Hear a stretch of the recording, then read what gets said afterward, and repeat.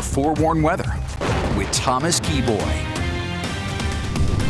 Good morning, Utah. Time is currently 7:46. We'll open up with this beautiful sunrise view from the Wasatch back at Heber Airport. That is a pretty way to start the day. Meanwhile, as we make our way down to southern Utah, how about this view from Red Cliffs Lodge in Moab? That's just wow. Get the reflections of the cliffs off the Colorado River and then the sun cresting above the cliffs off in the distance, and then the reflections of the clouds on the Colorado River as well. That is absolutely stunning. A great way to start the day, but we have cloud coverage in southern Utah because we have monsoon moisture down in southern Utah. We actually have a light shower that's trying to make its way through St. George. Now, some of this might not actually be getting to the ground, but don't be surprised if you're in St. George, you're getting a few raindrops on your windshield, as we do have showers this morning in both Washington and Iron counties, both of which are going back to school for today, as both the Iron and Washington County school districts are back in session for today.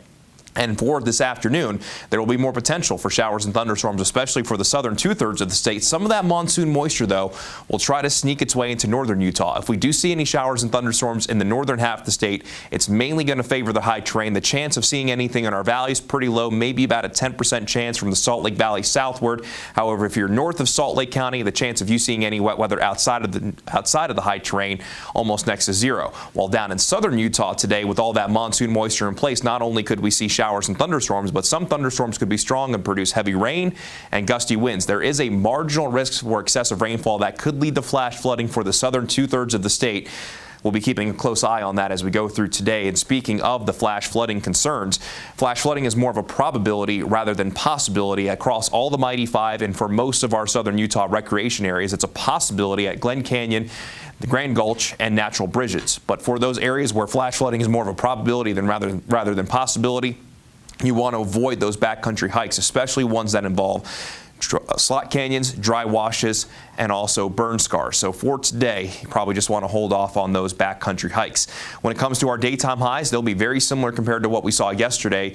In northern Utah, we could actually see that increase just by another degree or two. We got to 95 in Salt Lake yesterday, likely going to get to 97 degrees this afternoon, while down in southern Utah, daytime highs will be predominantly in the 80s and 90s as well. However, because of where we are for this time of year, those daytime highs will actually be a little bit below where they should be for this time of year, while we'll be roughly a handful of degrees above average in northern Utah.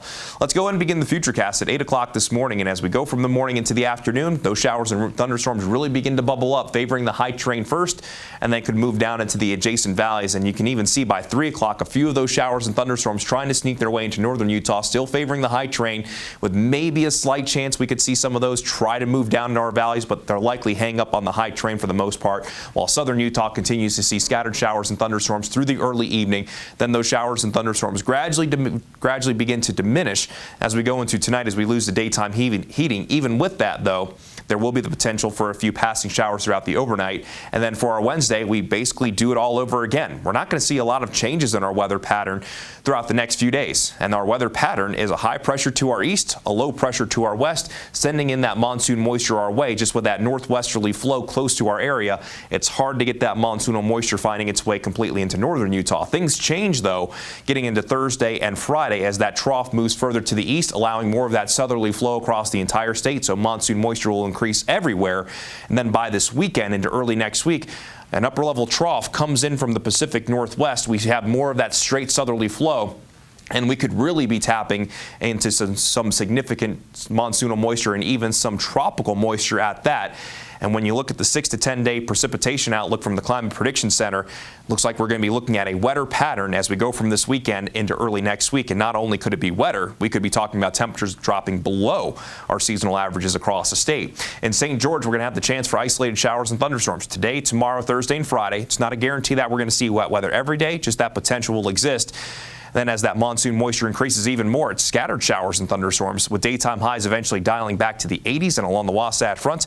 Just that slight chance for today, maybe about a 10% chance if I had to put a probability on it. Otherwise, mostly sunny to partly cloudy. Similar weather through our Thursday with upper 90s on Thursday. Then we bring in that chance for isolated showers and thunderstorms Friday, Saturday, Sunday into Monday, with high temperatures that'll go from the upper 90s on Thursday to possibly the low and mid 80s Sunday into Monday.